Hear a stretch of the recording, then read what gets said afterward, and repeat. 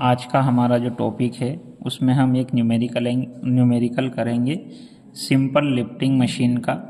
तो simple lifting machine जो है वो बहुत सारे टाइप की होती है, जैसे आपका स्क्रू जैक हो गया, व्हील एंड एक्सल हो गया, डबल व्हील एंड एक्सल हो गया, सिंगल परचेस क्रैब हो गया। इस तरह से बहुत सारी है। उसमें से आप जो न्यूमेरिकल है अपना वो व्हील एंड एक्सल के ऊपर है। तो ये जो न्यूमेरिकल आप देख रहे होंगे कि ए ड्रम वेइंग 60 न्यूटन and holding 40 kgf of water is to be raised from a well। एक कुआं है जिसमें से एक ड्रम की सहायता से हम उस ड्रम का भार जो है वो 60 न्यूटन है और उसके अंदर 40 किलोग्राम फोर्स का वाटर भरा हुआ है, उसको अपने को बाहर निकालना है। किसकी मदद से? व्हील और एक्सल की मदद से। और जो एक्सल है आपका उसका जो डायमीटर है यानी कि जो व्यास है वो दे रखा है 100 mm और अपना जो व्हील है उस व्हील का जो डायमीटर है वो दे रखा है हमको 500 mm। If a force of 120 newton has to be applied, यानी कि ये जो फोर्स है 120 न्यूटन का, ये हमारा क्या हो जाएगा? इफर्ट हो जाएगा। ये हम उस पर लगा रहे हैं। अप्लाइड टू व्हील, फाइंड क्या क्या निकालना है अपने को? मैकेनिकल एडवांटेज और वेलोसिटी रेशियो। तो ये चीज़ें अपने को इसमें कैलकुलेट करनी है। ये जो न्यूमेरिकल है इसका हिंदी में है कि एक ड्रम जिसका भार 60 न्यूटन है, 40 किलोग्राम फोर्स पानी को कुएं से व्हील एवं एक्सल की सहायता से खींच रहा है। यदि एक्सल का व्यास 100 मिलीमीटर एवं व्हील का व्यास 500 मिलीमीटर हो तथा व्हील पर 120 न्यूटन का बल लगाया गया हो तो ज्ञात कीजिए। क्या क्या निकालना है?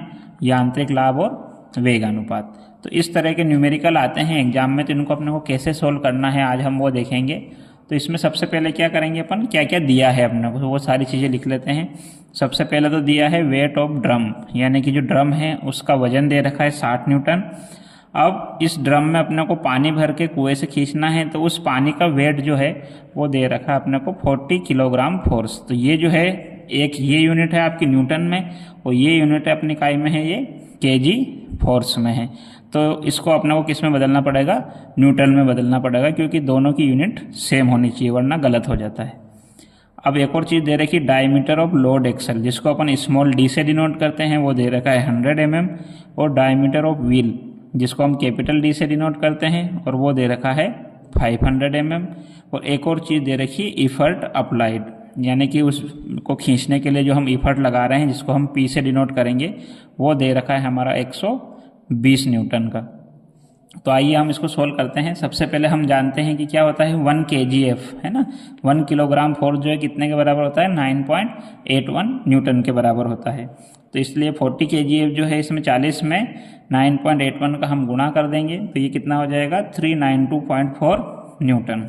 तो इस तरह से टोटल लोड जो है जो कि अपने को कुएं से खींचना है बाहर, वो हो जाएगा एक तो वेट ऑफ ड्रम यानी कि ड्रम का भार, और दूसरा हो जाएगा वेट ऑफ वाटर यानी कि पानी का भार, जिसको हम न्यूटन में बदल चुके हैं। तो इस तरह से 60 न्यूटन और 392 न्यूटन दोनों जुड़ जाएंगे तो टोटल लोड जो है हमारा हो जाएगा 452.4 न्यूटन।